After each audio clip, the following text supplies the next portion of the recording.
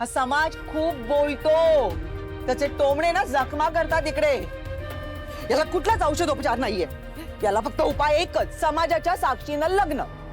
पण म्हणजे लग्न हा इतकाच क्रायटेरिया आहे का? होय.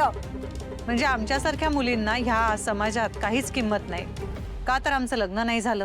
हो बाई हो. पण मग तुम्ही आम्हाला शिकवलत, कष्टाने मोठं केलं, यालाही मोल नाही का?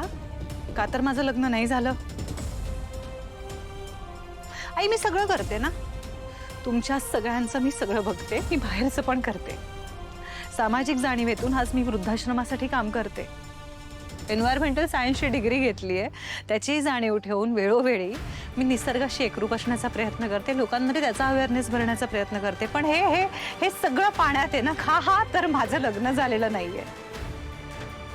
कुमारी मुलगी यापेक्षा सौभाग्यवती हा टॅग आपल्या समाजात महत्वाचा आहे. काळे मणी गळ्यात घाला, एकमेकांमध्ये अंडरस्टँडिंग नसेल, समजून घेऊ शकला नाहीत तरी आयुष्यभर रडत रडत संसार करा, ते चालेल. पण हे डिग्री हे सगळं आहे ना, ते गुंडाळून बासनात ठेवून द्या. याला काही महत्व नाहीये. का तर माझं लग्न नाही झालंय. मुलीच्या कर्तृत्वाचा आईबाबांना अभिमान नाही वाटू शकत का ग? सांग ना, तिच्या डोक्यावर अक्षता पडल्या कीच फक्त काय होतो, मिळतो तो मान सन्मान मिळतो तुम्हाला, बाकी वेळी तुमची मान खाली. अरे पण मग कशाला केला अट्टाहास? स्वतःच्या पायावर उभे राहा असं मुलांसारखं तुमच्या घरातल्या मुलींना का सांगितलं?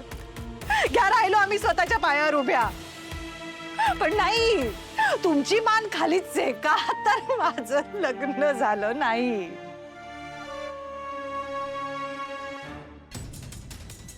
बरं मला एक गोष्ट कळत नाही आई, मी माझ्या पायावर उभी आहे, स्वावलंबी आहे.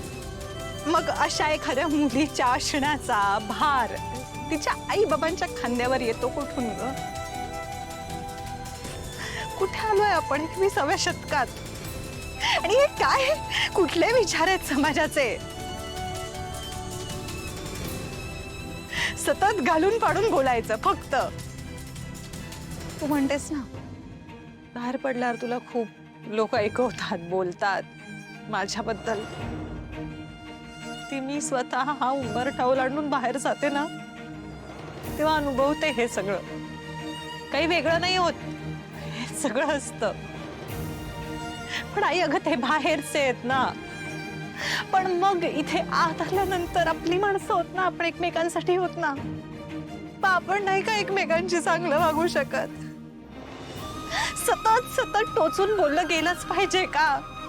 अगं नाही झालं लग्न आता, यात माझा काय दोष आहे आई?